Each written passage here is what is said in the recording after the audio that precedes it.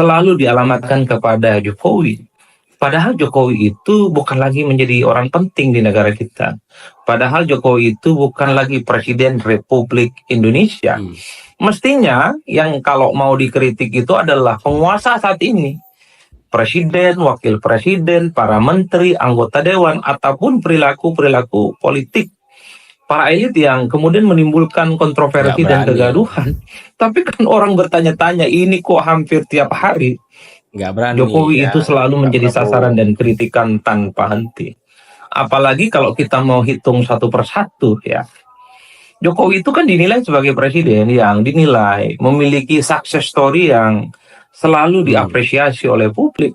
Misalnya soal pembangunan infrastruktur, tidak ada yang bisa membantah. Pembangunan infrastruktur di zaman Jokowi itu cukup mantap ya dan diacungi jempol. Luar Misalnya biasa. soal bagaimana membangun jalan tol, ada Trans Jawa, ada Trans Sumatera, termasuk misalnya jalan-jalan yang juga masuk desa melalui dana desa ya.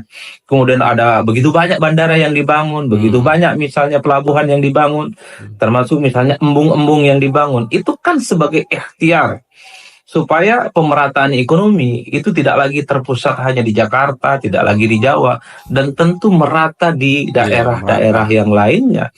Oleh karena itu, dalam konteks pembangunan infrastruktur dari dulu, Jokowi itu sangat wajar kalau kemudian disebut sebagai Bapak Pembangunan Nasional dalam tanda kutip ya, karena begitu aktif dan rajin membangun infrastruktur sepanjang Jokowi jadi presiden. Begitupun misalnya terkait dengan bansos, suka tidak suka, bansos yang diberikan oleh Jokowi itu kan cukup masif ya. Misalnya bantuan-bantuan sosial itu ya bukan hanya untuk kalangan tertentu, tapi untuk UMKM, untuk ekonomi kreatif, untuk lansia, kemudian untuk ibu-ibu yang sedang hamil dan seterusnya, sebagai stimulus supaya daya beli dan akses terhadap kehidupan yang layak itu terus bisa dirawat. Jadi bansos juga menjadi bagian lain yang dinilai bagian dari success story yang dimiliki oleh Jokowi sepanjang jadi presiden. Dan bahkan kalau mau jujur, pindahnya IKN ya, tidak lagi di Jakarta, itu kan diniatkan. Itu juga diikhtiarkan supaya Indonesia itu pembangunan ekonomi politiknya tidak Jakarta sentris, tidak Jawa sentris, dan tidak Banten sentris. Karena memang harus diakui, selama ini sejak Indonesia merdeka sampai hari ini, yang diperhatikan secara serius pembangunannya hanya Jakarta, Jawa, dan Banten. Seakan-akan di tempat lain itu tidak pernah dibangun. Jadi keberanian memindahkan ibu kota negara tidak lagi di Jakarta dalam banyak hal itu juga diapresiasi. Meski pada saat yang bersamaan ada catatan-catatan kritis yang memang tidak bisa kita nafikan. Misalnya ini terlampau memaksakan karena keuangan negara kita belum sanggup. Bahkan pindahnya ibu kota negara kita ini kan sangat membebani APBN.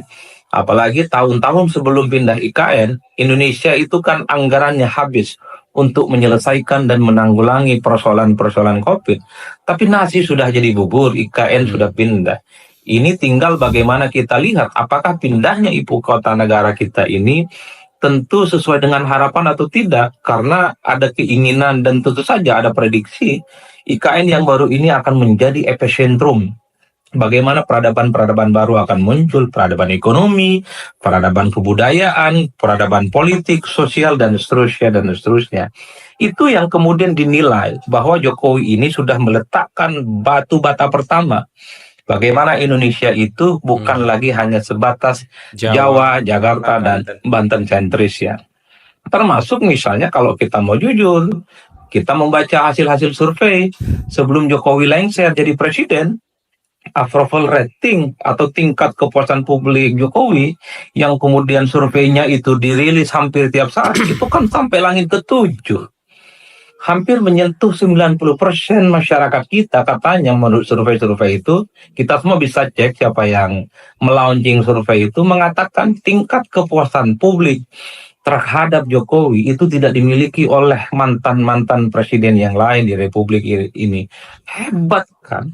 Hebat. Itulah yang kemudian orang kemudian bertanya-tanya, kenapa ya di tengah begitu banyak kesuksesan Jokowi, tentu banyak lain ya, dan tidak mungkin saya sebutkan satu persatu, tapi masih saja Jokowi setelah tak lagi jadi presiden terus dikritik, terus dibully, terus diserang tanpa henti. Tapi kalau kita mau rajin ya, kita lihat satu persatu, kira-kira apa yang kemudian membuat Jokowi itu terus dibully dan dikritik sampai hari ini. Pertama, ini tentu tidak terlepas konflik politik antara Jokowi dengan PDIP. Jadi setelah Jokowi pecah kongsi dengan PDIP, praktis setelah itu, apa yang dilakukan oleh Jokowi salah di mata PDIP. Soal masa jabatan presiden 3 periode, kemudian isu perpanjangan jabatan presiden atau memperpanjang masa jabatan presiden 2 tahun dan seterusnya, itu kan menjadi amunisi. Bagaimana kemudian Jokowi dinilai juga ambisius untuk melanggengkan kekuasaan kekeluargaan politiknya. Dulu mungkin masih banyak kalangan aktivis, kelompok-kelompok kritis, dan civil society yang masih berada di belakang Jokowi ketika Jokowi secara perlahan menunjukkan gestur perlawanan politik kepada PDIP dan Megawati. Kenapa banyak yang support? Karena hanya Jokowi lah satu-satunya orang yang dinilai mampu mengamputasi dan mematahkan dominasi kekuatan politik PDIP.